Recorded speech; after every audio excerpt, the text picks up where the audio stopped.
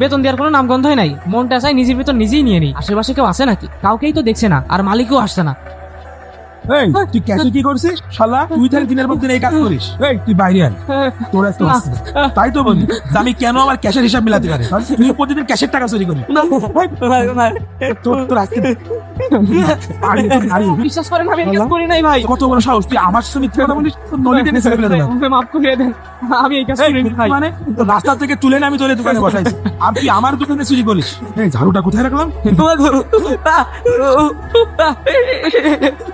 আপনি থামেন ভাই। এই শোনেন তো, আজকে মেরেই থামেন। আপনি কি করছেন? টিমকে মারছেন যায় মানে? আরে ভাই আমার দেখি তো ওরা আমি দোকানে থাকতে দিয়েছি। ও আমার কি করেছে জানেন? আমার দোকানে পুরো 12টা বাজাই দিয়েছে। আরে কি হয়েছে ভাই, আগে আমাকে একটু বলেন। আরে ভাই ওরা আমি ভালোবেসে দোকানে ক্যাশে বসাইছি, তো সেখান থেকে টাকা চুরি করে আজকে আমি হাতে নাতে ধরি। মিরাজ ভাই মাথা গরম করেন না, আমি দেখছি বিষয়টা। মারুফ তুমি টাকা চুরি করেছো? না না ভাই, আমাকে তো আমি ভালো ছেলে জানতাম। আরে ওর সাথে কি এত সোনামুদিকে কথা বলছো? ধীরে শুধু পিছার দরকার। সামনে মোখাম যেই পাত খায় সেই পাত ভাই তো রাগ করেন না, মাথা গরম করেন না। আমি তো ব্যাপারটা দেখছি নাকি? তুমি হঠাৎ করে এই কাজ করতে গেলে কেন? ভাই বাসায় মাটা অসুস্থ, ঘরে একটুও বাজার নাই, এমনকি একটা চালও নাই। তার উপরে মালিক 2 মাসের বেতন দিচ্ছে না।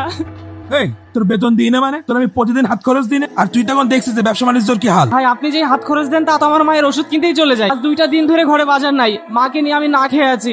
আপনি কি একবারও খোঁজ নিয়েছেন? তোর বাসায় চাল নেই, তুই কষ্টে আছিস, সে কথা তুই ডাইরেক্ট আমার বলবি? তুই ক্যাশে হাত দিচ্ছিস। ভাই আমি তো 2-3 বার আপনাকে বেতনের কথা বলেছিলাম, কিন্তু আপনি তো ধমক দিয়ে পাঠিয়ে দিলেন। পরে ভয়ে আর বলতে পারি নাই, তাই বাধ্য হয়ে এই কাজ করেছি। বিশ্বাস করেন এই কাজ এর আগে আমি আর কখনো করি নাই। মানলাম যে তুই এই কাজ কোনোদিন করিস না, তাহলে গত 2 মাস ধরে আমার ক্যাশের হিসাব কেন বলছিস? ভাই আমি কিছু জানি না, মাঝে মাঝে আপনার ছোট ভাই দোকানে আসে। কি তুই এখন আমার ছোট ভাইকে চোর সাজাচ্ছিস? তার মানে তুই কি বলতে চাচ্ছিস আমার ছোট ভাই চুরি করে? আসার মানে কিন্তু নারী ভুরি বের করে ফেলবা। ভাই এত রাগারাগি দরকার নাই তো, রাগ করেন আরে না। রাখবো না মানে? ও কথাটা কি বল? আহা, আপনার দোকানে সিসিটিভি ক্যামেরা আছে না? হ্যাঁ আছে তো। চেক করেন নিয়মিত? না প্রতিদিন চেক করা। চেক করেন এখন। সাধারণ চেক করছে। হাতে টাকা পয়সা নেই, দোকানে গিয়ে সিস্টেম করতেই হবে। যাই দোকানে একটু বসি। তোমার ছোট ভাই? সিসিটিভি কি অন আছে? না মনে হয়, পুরোটাই হালাল করে দিলাম। আমার ছোট ভাই তাহলে এই কাজ করে দোকান থেকে? দেখেছেন ভাই, আপনি শুধু শুধু ছেলেটাকে দোষারোপ করছিলেন। কোমরের স্মৃতি কোমর কাটে ভাই, একটু সাবধানে থাকবেন। আমি যতদূর জানি ছেলেটা আপনার দোকানে 2 বছর ধরে কাজ করে, কোনোদিন তো এমন ঘটনা ঘটতে দেখিনি। ভাই আপনি জানেন ওর বাবা নেই, মা অসুস্থ, পুরো পরিবারের উপর নির্ভরশীল। তাহলে কষ্ট করে হলো সময় মতো বেতনটা দিয়ে দেওয়ার দরকার ছিল। দেখেন আল্লাহ রাসূল সাল্লাল্লাহু আলাইহি ওয়াসাল্লাম বলেছেন, শ্রমিকের গায়ের ঘাম শুকানোর আগে তার পারিশ্রমিক দিয়ে দাও। আর সেখানে আপনি 2 মাসের বেতন আটকে রেখেছেন। কাজটা কতটা অমানবিক কাজ করেছেন আপনি বুঝতে পারছেন? কি করবো ভাই,